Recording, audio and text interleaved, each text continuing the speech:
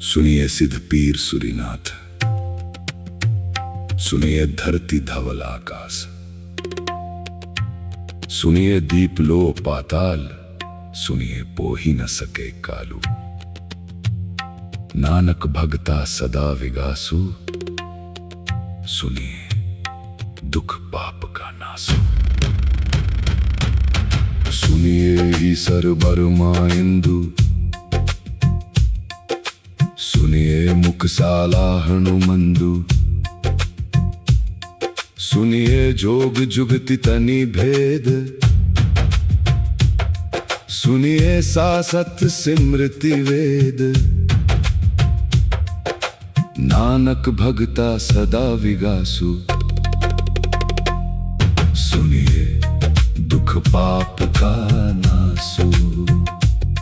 सुनिए सतु संतोखु ज्ञानु, सुनिए 68 का स्नानु। सुनिए पढ़ी पढ़ी पावहि मानु, सुनिए लागे सहज धियानु। नानक भगता सदा विगासु, सुनिए दुख पाप का नासु। सुनिए सरा गुणा के गाह, सुनिए सेख पीर पाती साह। सुनिए अंधे पावहि राहु, सुनिए हाथ होवे असगाहु। नानक भगता सदा विगासु, सुनिए दुख पाप का नासु। महावीर ने 4 घाट कहे हैं, जिनसे उस पार जाया जा सकता है। 2 घाट तो समझ में आते हैं साधु का, साध्वी का। शेष 2 घाट थोड़े कठिन मालूम होते हैं, श्रावक का और श्राविका का। श्रावक का अर्थ है जो श्रवण में समर्थ है, जो सुनने की कला सीख गया। जिसने जान लिया कि सुनना कैसे, जिसने पहचान लिया कि सुनना क्या है। महावीर ने कहा है कि कुछ तो साधना कर कर के उस पार पहुंचते हैं। कुछ केवल सुनकर उस पार पहुंच जाते हैं। जो सुनने में समर्थ नहीं है, उसे ही साधना की जरूरत पड़ती है। अगर तुम सुन ही लो पूरी तरह, तो कुछ करने को बाकी नहीं रह जाता। सुनने से ही पार हो जाओगे। इसी श्रवण की महिमा को बताने वाले नानक के ये सूत्र हैं। ऊपर से देखने पर अतिशयोक्तिपूर्ण मालूम पड़ेंगे कि क्या सुनने से सब कुछ हो जाएगा। और हम तो सुनते रहे हैं जन्मों जन्मों से, और कुछ भी नहीं हुआ। हमारा अनुभव तो यही कहता है कि सुन लो, कितना ही सुन लो, कुछ भी नहीं होता। हम वैसे ही बने रहते हैं। हमारे चिकने घड़े पर शब्द का कोई असर ही नहीं पड़ता।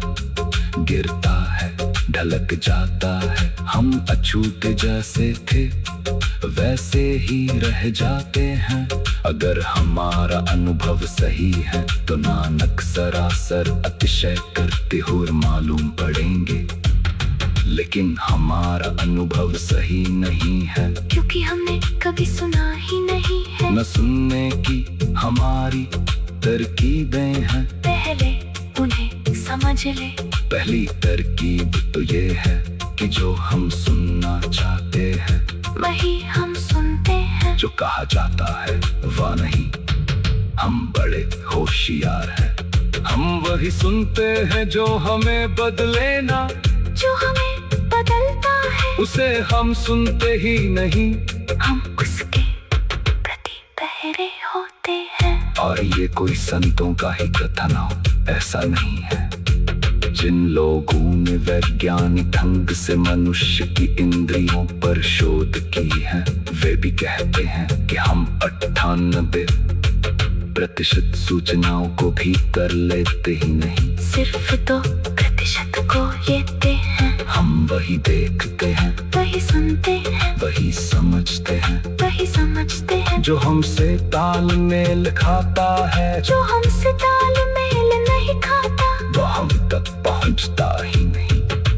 बीच में बहुत सी हमने रुकावटें खड़ी कर रखी है, और जो तुमसे तालमेल खाता है, वो तुम्हें कैसे बदलेगा? वो तो तुम जैसे हो, उसे और मजबूत करेगा।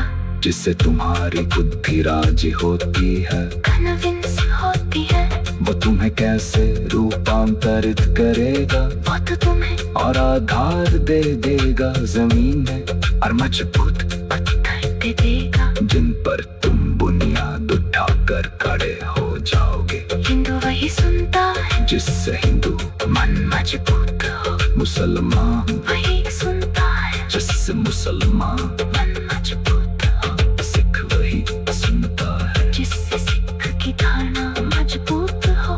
तुम अपने को मजबूत करने के लिए सुन रहे हो, तुम अपनी धारणाओं में और भी गहरे उतर जाने के लिए सुन रहे हो। तुम अपने मकान को और मजबूत कर लेने के लिए सुन रहे हो।